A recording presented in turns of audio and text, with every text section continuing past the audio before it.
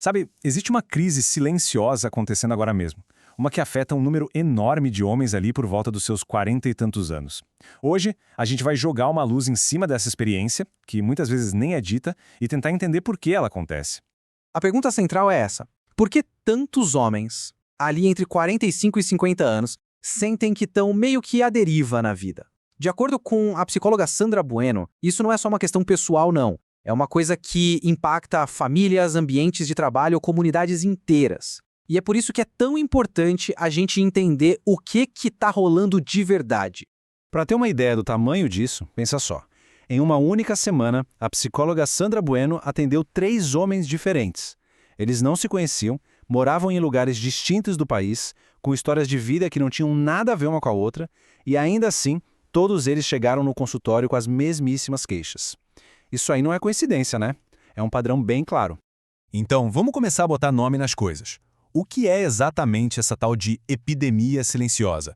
O que está no centro dessa crise emocional que tanta gente está vivendo? Olha, no coração dessa crise tem alguns sentimentos bem específicos.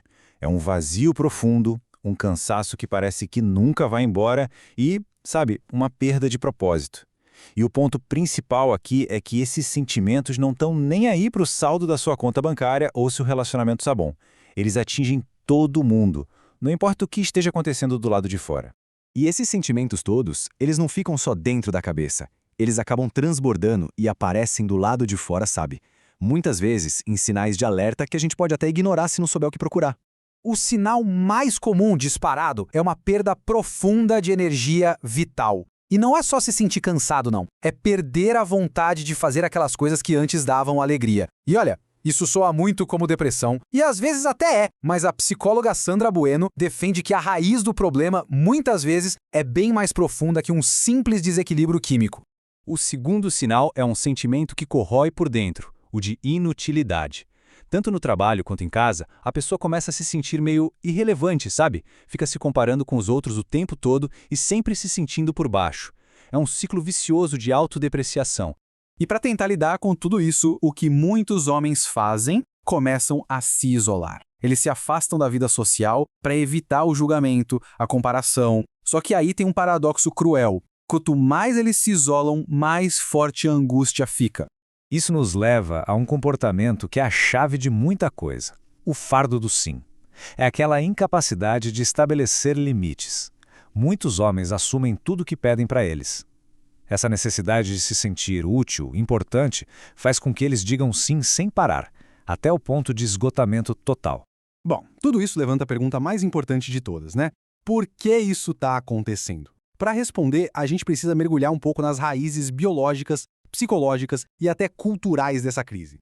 Primeiro, tem a raiz biológica. Como um paciente descreveu de forma perfeita: eu quero fazer, mas não consigo fazer do jeito que eu gostaria. De um lado, como a gente vê aqui, está a mente, ainda cheia de ambição, de ideias. Do outro está o corpo, que simplesmente não consegue mais acompanhar o ritmo. E essa diferença, essa dissonância, cria um despraste enorme.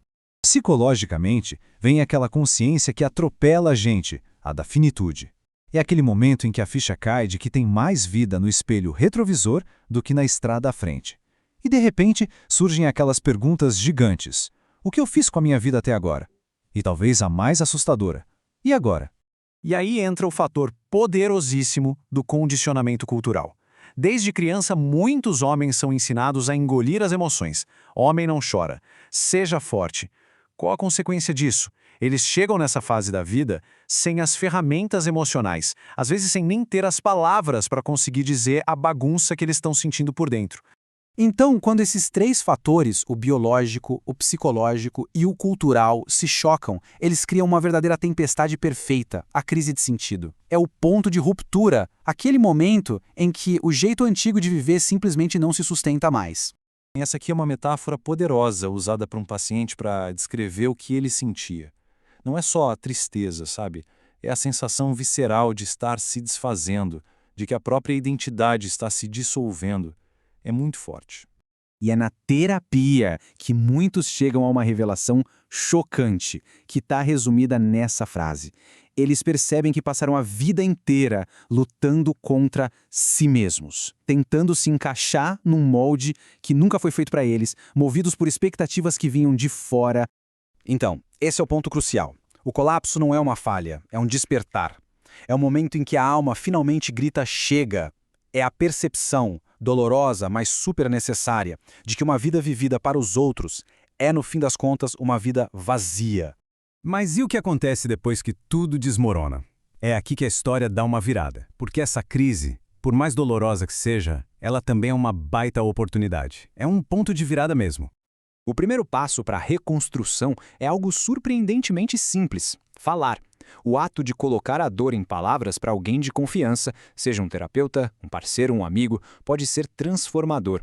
Como disse um paciente, eu nunca tinha verbalizado isso que te falei aqui. Simplesmente dar voz aos sentimentos já traz um alívio e uma clareza imensos. E falar abre a porta para um caminho bem mais profundo. Começa com a autoexploração, uma redescoberta de quem se é de verdade. A partir daí, o negócio é revisitar o próprio propósito e, o que é crucial, aprender a estabelecer limites, aprender a dizer não, para poder proteger essa nova autenticidade. O que nos leva a essa ideia que é linda e profunda. A segunda metade da vida serve para a gente se curar da primeira. Essa crise não é um final. É uma chance de reescrever o roteiro, de construir uma segunda metade da vida que não seja só uma continuação, mas sim uma versão mais verdadeira, mais corajosa e muito mais plena. A questão que fica não é se essa crise vai chegar, mas como a gente vai escolher responder quando ela bater na porta.